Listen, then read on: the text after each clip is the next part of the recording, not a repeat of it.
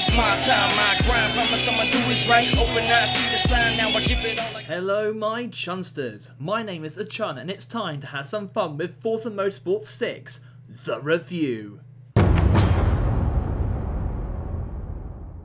Have you been living under a rock for the last 10 years? Forza is Xbox's premier racing game, designed to rival Gran Turismo on Sony's PlayStation. It is their signature franchise for car fans, and it's been going for a long time. As a side note, Forza is the Italian word for team, which is why you get the expression Forza Ferrari. So it's basically Team Motorsport 6. In short, yes. But I suppose you want a bit more detail than that, don't you? Well, here we go. You see, the thing is, when Forza 5 came out for the Xbox One originally, I was a bit disappointed. I thought it could be better, and I thought it was going to be better. I mean, it wasn't that much of a step up, or at least not to the level that I expected, and I had come to expect great things from Forza. I am now pleased to report that Forza Motorsport 6 is exactly what I was expecting to see from Forza Motorsport on the Xbox One. There's a lot more detail, the interior stitching on the cars is fabulously represented, the clarity of the dials as you're driving around is also top notch and perfect. The graphics around the tracks are also fantastic, including track detailing, like on Las Lagunas, the ground in sand from the remaining desert. Fantastic, the dust blowing across. Fantastic, absolutely wonderful. Also, just the sheer detailing on the tracks, all the gravel stones, also fantastic, phenomenal. The reflections of the cars are also brilliant. The situational lighting system that they have in Forza is fantastic and really does seat the car in the environment absolutely brilliantly.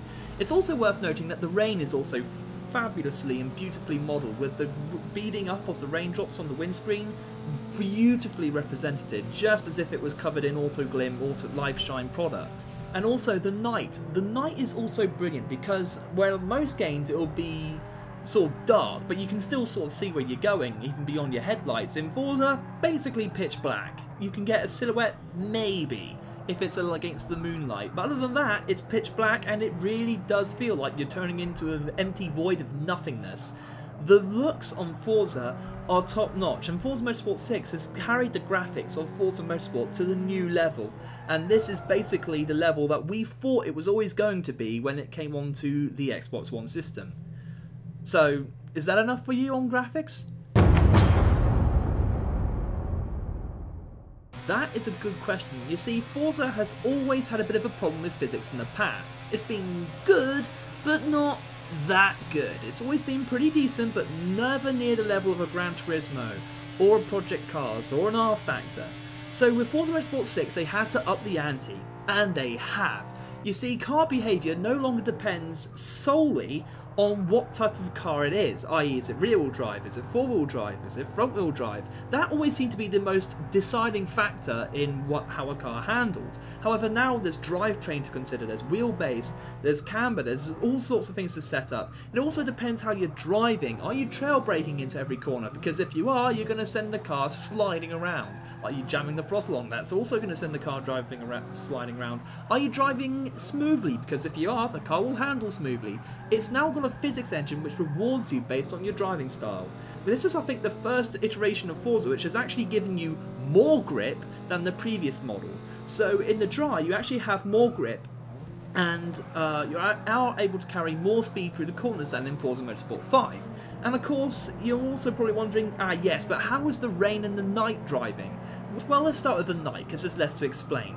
In the night, the track temperatures are colder, and based on real-life tyre data, we find that the tyres cannot dig and grind themselves into the tarmac. They don't generate as much friction at night, which means that cars are a bit more difficult to handle, and that's represented in Forza. Braking distance is increased, the understeer is increased, oversteer is increased. Literally every effect that you feel in the dry is increased because there's less grip, which also means you tend to feel like you're skating across the top of the road rather than bedding in and gripping and going through the corners, which means you do have to be a hell of a lot smoother at night, otherwise you're just going to be flying off the track left, right and centre, and you're not going to find it very easy.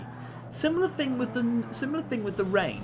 If you drive smoothly and follow the right driving line, then you'll probably be okay. You probably won't notice that much of a difference between the drive, but just with a bit more reduced grip, which is exactly what you expect from a car with grooves in its tyres. It's not a Formula 1 car, remember. There's also the fact that in the rain you have puddles. You have actual proper puddles formulating in areas of the track where they do in real life. Now these have a significant effect on how you drive, because trust me, you're gonna want to avoid them, particularly if you're going for a corner or have got any kind of steering lock, because you aquaplane in this game. Real life simulated aquaplaning, and you just go straight on with virtually no friction at all. Literally like hitting an ice rink, and it's beautiful because it adjusts how you drive.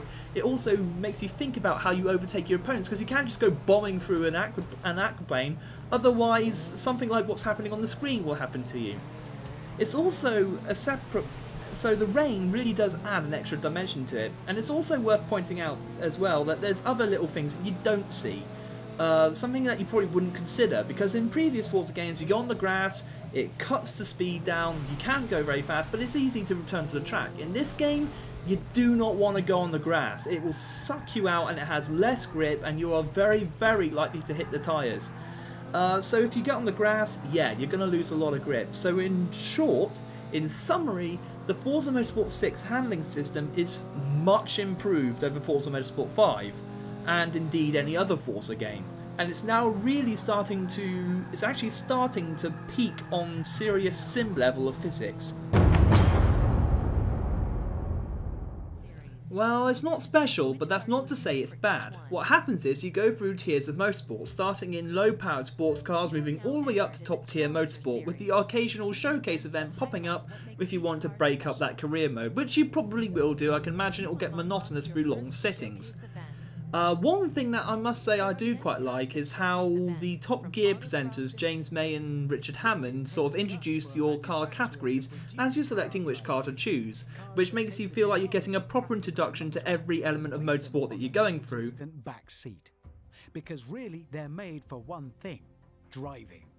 Often they're the fastest versions of a particular model, and they squeeze every last drop of power from mass production engines. In fairness, there's nothing revolutionary going on here, but it's certainly enjoyable enough, and as a career mode, hell, it's better than a fair few games I can think of, so you know what, I'm going to give it a pass. It's average, nothing special, but hey, nothing crap.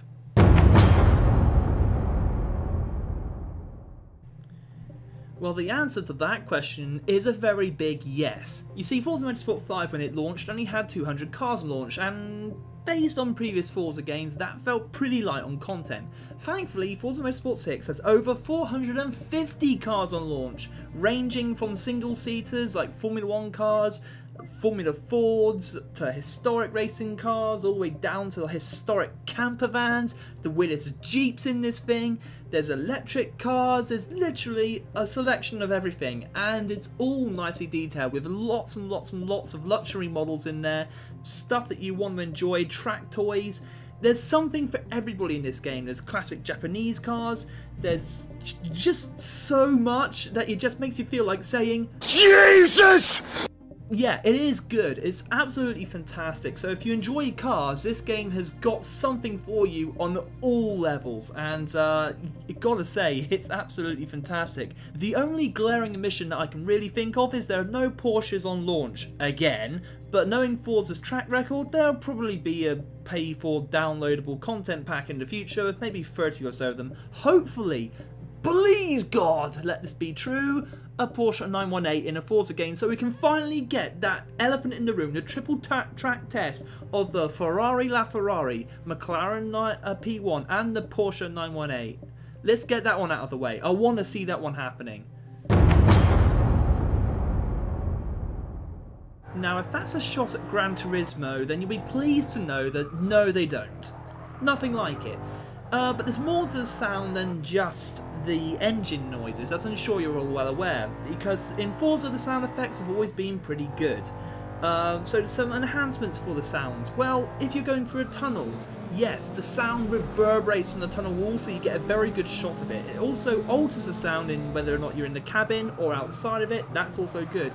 The echoes as you're going through the replay modes, also fantastic, as I suppose you heard during the Top Gear replay from earlier. There's also other things that you need to be able to hear. You can also hear whether or not you're active playing. You can hear tyres understeering. In short, the sound effects in Forza Motorsport 6 are absolutely top notch, unlike Gran Turismo. I haven't got a clue, I haven't done it. I recognise that some simulation games do have a bit of a skill barrier to get into. Like if you're playing Project Cars, well, you do have to get used to that game, and it's not all that easy to get involved in it. Thankfully with Forza, the handling engine is very accessible right off the bat. You don't need to spend too much time with the driving assists like auto braking, auto steering to really get used to the tracks. If you really do want to get used to the driving line, it's got all sorts of attributes. It has got all those assists for you, like full-on driving line, telling you when to brake. It's got automated braking if you need that. It's also got automated assisted steering. I mean, there is a lot to get on with. And also, if you like it hard, like I'm sure a lot of you do, you dirty perverts, then yes, you can also turn off every single assist in the world, and it's perfectly hard enough. It's also worth noting that there are many skill levels for the AI driving assists, or drivatars, which aren't really true AI, in the sense that it's actually, the drivatars are based off of other people's driving style, but there are many, like I said, options to customise the difficulty and the speed at which they go at, including unbeatable, which is pretty much unbeatable in fact, because you have to work your way through the midfield in 2 laps and try and go for the winner, who's pulled off a Lewis Hamilton style lead ahead of you. So yeah, the unbeatable is pretty unbeatable. The easy is pathetic. However, there's also an option with the AI, i.e. turn down aggression. And you're probably going to want this checked, because in Forza Motorsport 5 I got pretty pissed off about how the driving AI would routinely smash into you. And if you turn down the aggressiveness, you don't have to put up with that in Forza Motorsport 6. Of course, if you turn that on, as in full aggression modes, then yeah, you will get routinely crashed into. However, do not feel that if you turn down the aggression, you're missing out on that human error element of the drivatars, because even if you do turn on limit aggression, you will still get crashed into every once in a while, but it's not so much that it's a deal breaker. So, all in all, Forza Motorsport 6 does have a lot of different options for you if you want it hard, or if you're SAWFT soft. Yes, lots. There are 26 different unique locations, and off that you get a lot of different variations of each track, i.e. you get the Bugatti circuit at Le Mans, you get Nordschleife, you get the Nordschleife and GP combo. There's plenty of different combos of tracks, so do not think you're going to get bored with a very limited and small number of circuits. There's more than enough here. Have you paid even the slightest bit of attention to this review? No. No, you won't. Yes, you should. You know, this sounds like a pretty good question to summarise on. So let's just recap, shall we? Excellent graphics, good physics, good sound, really good car selection, good track selection, nice accessible features. You also got the mods, you got a pretty decent career. All in all, I'd have to rate this game very high. Question is, how high? You know, it's difficult to say because, like I said, Porsches aren't there on launch. And there's also the little grip. There's also the fact that the career mode isn't stellar. This is a difficult one. It's in the 9s. It's going to be higher than 9.5.